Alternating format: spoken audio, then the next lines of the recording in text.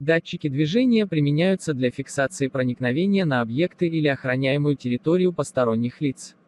Чаще всего их применяют при построении охранных систем. Также их используют с целью автоматизации управления освещением или бытовой техникой владельцы квартиры или домов при построении систем умного дома. На рынке представлено очень много различных датчиков движения. Внешне они имеют мало отличий, но по факту отличия есть. Виды датчиков. Любой сенсор движения функционирует за счет анализа поступивших на него извне определенных волн, радио, звуковых, тепловых и прочих. По принципам действия устройства делятся на ультразвуковые, инфракрасные датчики, световые, фотоэлектрические, томографические, на радиоволнах, микроволновые, использующие излучение СВЧ. Гаджеты могут либо просто воспринимать поступающие волны, либо генерировать их сами и анализировать отраженные. По этому принципу они делятся на активные устройства, пассивные и комбинированные. Комбинированный датчик движения обычно имеет совмещенную конструкцию с вынесенными отдельно излучающими и принимающими модулями. Самые распространенные разновидности – ПИР, датчики, пассивные инфракрасные. Это самый простой и недорогой вариант из присутствующих сегодня на рынке. Они составляют около половины общей массы сенсоров перемещения, активный – это томографический тип, микроволновый сенсор движения или ультразвуковой, комбинация ИКа и фотоэлектрических. Комбинированный датчик движения. Производители предпочитают комбинировать в одной модели разные типы детекторов. Это связано с неизбежными для такого класса приборов погрешностями и ложными срабатываниями.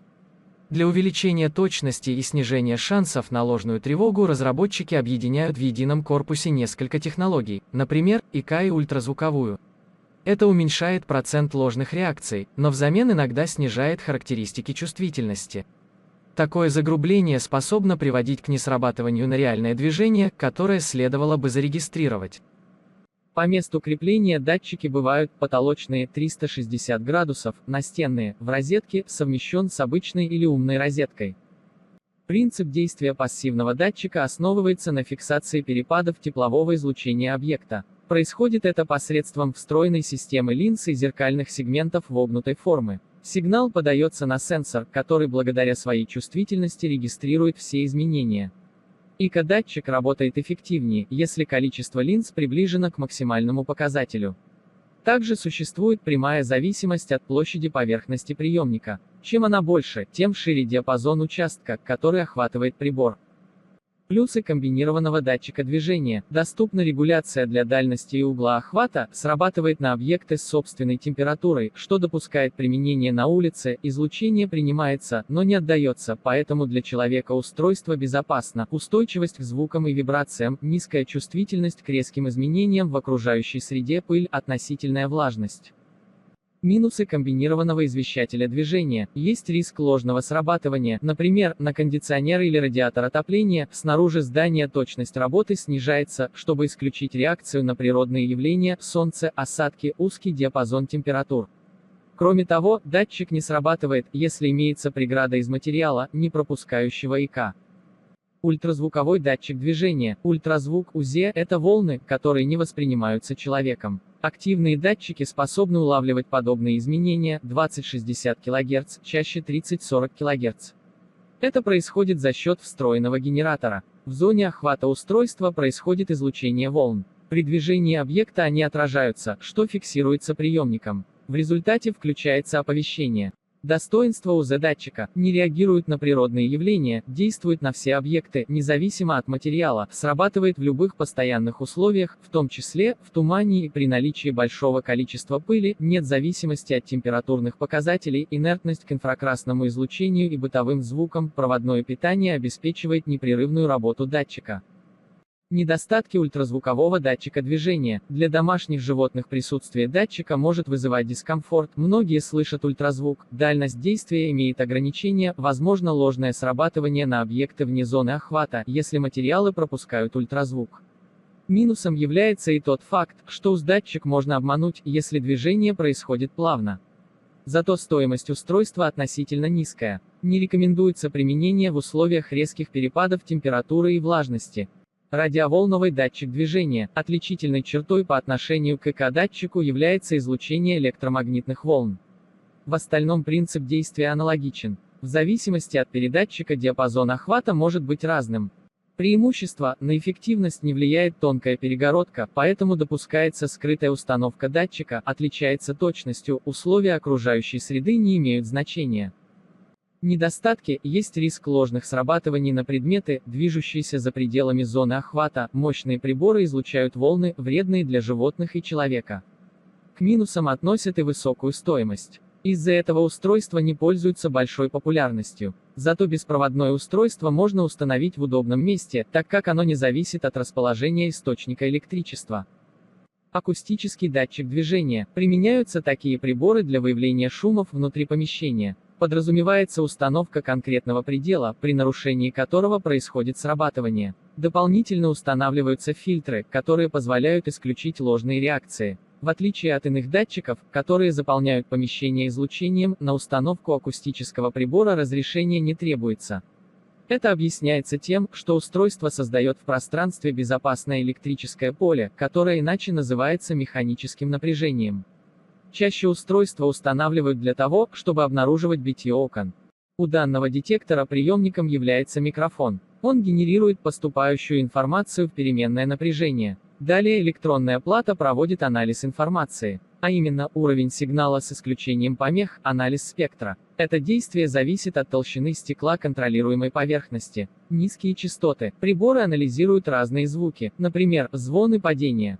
Достоинство акустического датчика движения. Возможен контроль сразу нескольких окон, безопасность для здоровья. К недостаткам же можно отнести высокий риск ложного срабатывания и ограниченный диапазон действия. Различают беспроводные датчики движения и с питанием от электросети. Выглядит оно так же, как и аналогичные приборы. Для наружной уличной установки практически не используется. Выбор подходящего датчика при планировании охранной системы. Используемые приборы для охраны территории при срабатывании могут включить освещение, видеокамеры и сигнализацию. В помещении устанавливают чаще ИК-детекторы, которые настраивают на контроль открытого пространства. Однако для узких коридоров лучше выбирать УЗ или радиоволновое устройство. Снаружи применяются датчики, срабатывающие на тепловое излучение и комбинированного типа. Для охраны периметра актуальнее выбирать активные. Что касается автомобильных охранных систем, то здесь важна компактность. Этот параметр имеют ультразвуковое и радиоволновое оборудование. Типичные ошибки при установке датчиков движения. С каждым конкретным устройством в комплекте поставляется инструкция, в которой отражены технические характеристики изделия и рекомендуемые данные, схема для установки извещателя. Наиболее частые ошибки при монтаже – несоблюдение требуемой высоты установки датчика. Пренебрежение данным параметром сильно сужает поле зрения прибора, вплоть до невозможности обнаружения движения. Не учитывается тип поливлагозащиты по стандартам IP. Незащищенный от влаги датчик устанавливается на улице или во влажном помещении. Не соблюдается температурный режим работы. Как следствие запотевания линзы, либо чувствительного элемента, что приводит к ложным срабатываниям или выходу датчика из строя. Особенности установки датчика движения. При выборе места нужно учитывать, что эффективность ультразвуковых и микроволновых приборов максимальна при движении объекта навстречу устройству, а инфракрасных она поперек контролируемой зоны. Датчики движения потолочного типа, как правило, монтируют на высоте от 2,5-3 метров, диаметр контролируемой площади в таком случае будет от 10 до 20 метров. Модели настенного типа устанавливаются как на улице, так и в помещении. Рабочий диаметр у таких устройств до 50 метров. Высота размещения 2-2,5 метра. Чем выше на стене расположен датчик, тем меньше будет зона контроля. Чтобы отрегулировать угол обзора, нужно определить правильный угол наклона. На корпусе устройства есть шарниры для регулировки положения зоны видимости. Помимо этого, для установки датчика под нужным углом рекомендуется использование кронштейнов. Помните, что если угол будет выбран неправильно, могут появиться слепые зоны. Выводы. Установка датчика движения – это простой и вполне эффективный способ защитить вашу собственность. Вы можете разместить датчик в квартире, частном доме, на даче, в гараже, в коридоре или на улице. Дополнительный уровень безопасности могут обеспечить камеры наблюдения, подключенные к датчику и системе мониторинга. Решая, какой датчик выбрать, следует учитывать и понимать, как устроен прибор, как работает, по какому принципу, рабочие характеристики, место его установки, закрытое помещение или улица. Для дома и внешнего размещения пригодны разные виды устройств, предназначение, управление охраной, освещением, вентиляцией и так далее, конфигурацию подконтрольной зоны. От этих нюансов зависит выбор типа сенсора, ИК, радио или другой, его уровня защищенности и тонкости настройки. Если прибор подбирается под умный дом, следует учитывать совместимость с нужной системой. Есть вопросы? Пишите в комментарии к видео. Мы с радостью на них ответим. И не забудьте подписаться на наш канал, поставить лайк и дернуть колокольчик. Тогда информация о выходе нового полезного видео не пройдет мимо вас. Будьте в безопасности.